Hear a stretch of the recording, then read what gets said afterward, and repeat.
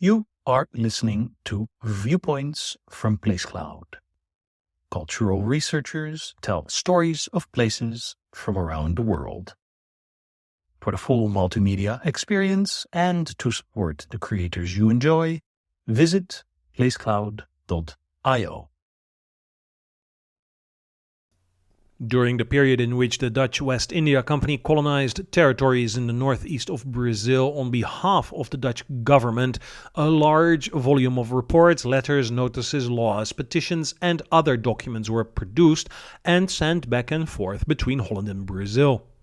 They allow us to reconstruct this period of the history of both countries, and many of these documents can be consulted here at the Archaeological, Historical, and Geographical Institute of Pernambuco, where we are now.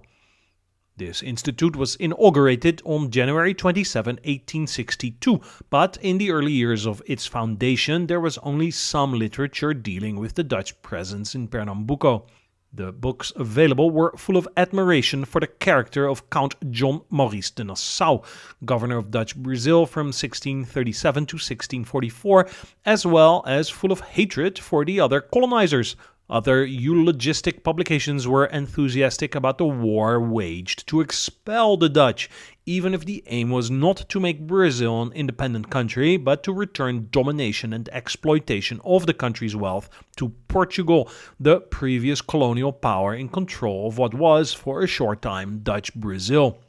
In other words, those who consulted this collection only were able to discover what the great biographers and war chroniclers had written down with much flattery about their heroes.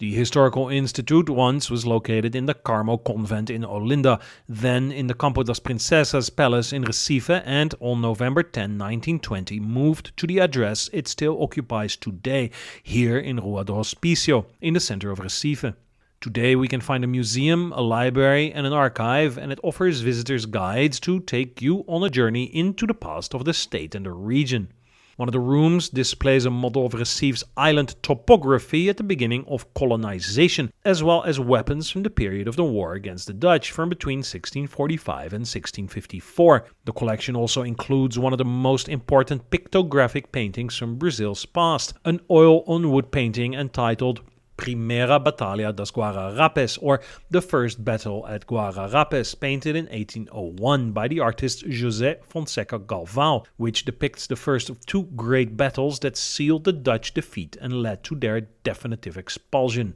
The great turning point in the production of knowledge about the Dutch period in Brazil came precisely when the Historical Institute decided to go beyond the production it had inherited from chroniclers and biographers of previous centuries to instead directly analyze the archives kept in Holland. This task fell to José Higino Duarte Pereira, a professor at the Recife Law School, who was in The Hague between 1884 and 1886, financed by the Pernambuco government with the objective to copy the archives from the collection belonging to the West India Company. The material he collected was handed over to the Institute in 1886, and this paperwork became the most complete collection of the Dutch period outside of the Netherlands. Among the documents that José Higino brought in his luggage were 12 volumes on the period from 1630 to 1654 entitled Livro de Atas do Alto Conselho do Brasil, or Book of Minutes of the High Council of Brazil, 15 volumes on the period from 1630 to 1653 called Cartas e Papéis do Brasil, or Letters and Papers from Brazil, 2 volumes of records of letters sent by the Council of 19, which was the administrative branch of the West India Company, and a series of additional letters organized into a number of volumes. But there were still a lot of records in the Netherlands that José had not managed to make copies of, and a second mission was organized between 1957 and 1958 by Professor José Antonio Gonçalves de Mello, this time to create microfilms of the as yet uncopied Dutch documents.